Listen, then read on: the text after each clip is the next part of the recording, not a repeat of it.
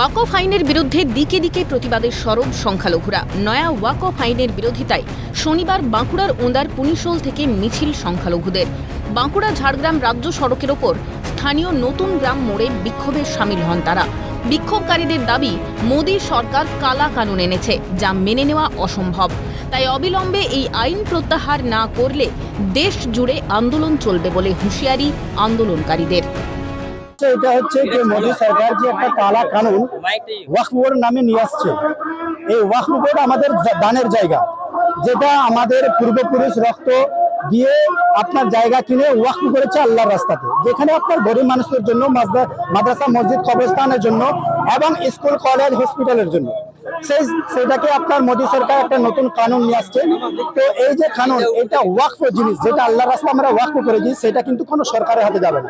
এটা মুসলমানদের জিনিস, মুসলমানদের প্রপার্টি মুসলমানদের কাছে থাকবে। তাই আমরা জানাতে চাই যে এই যে ধিক্কার মিছিলটা, এটা মোদী সরকার যে কালা কানুনটা নিয়ে এসেছে, সেই কালা কানুনকে বাতিল করার জন্য। বা কালা কানুন বাতিল না করে তাহলে এটা কম দেখছেন, এর চেয়ে আপনার বিশাল কিছু আরো হবে। প্রসঙ্গত, গত মঙ্গলবার থেকে দেশে কার্যকর হয়েছে ওয়াকফ সংশোধনী আইন। আর তারপর থেকেই ওয়াকফ আইনের বিরুদ্ধে দেশের বিভিন্ন জায়গায় প্রতিবাদ বিক্ষোভের ছবি দেখা গিয়েছে। আবার বাংলায় এই আইন কার্যকরী হবে না বলে হুঁশিয়ারি দিয়েছেন মন্ত্রী ফিরহাদ হাকিম। ওয়াকফ আইনের বিরোধিতায় ধুন্ধুমার পরিস্থিতি তৈরি হয়েছে মুর্শিদাবাদের জঙ্গিপুর, সুতি, দক্ষিণ 24 পরগনার আমতলা সহ একাধিক জায়গায়। হামলা চালানো হয় পুলিশ ও পুলিশের গাড়ির ওপরেও। আগামী 16 এপ্রিল ওয়াকফ আইন নিয়ে নেতাজি ইন্ডোর স্টেডিয়ামে বৈঠক করবেন মুখ্যমন্ত্রী। ঘটনার মোড় কোন দিকে যায় তা জানতে থাকছে নজর। বাঁকুড়া থেকে স্বরূপ রায়ের রিপোর্ট, ক্যালকাটা নিউজ।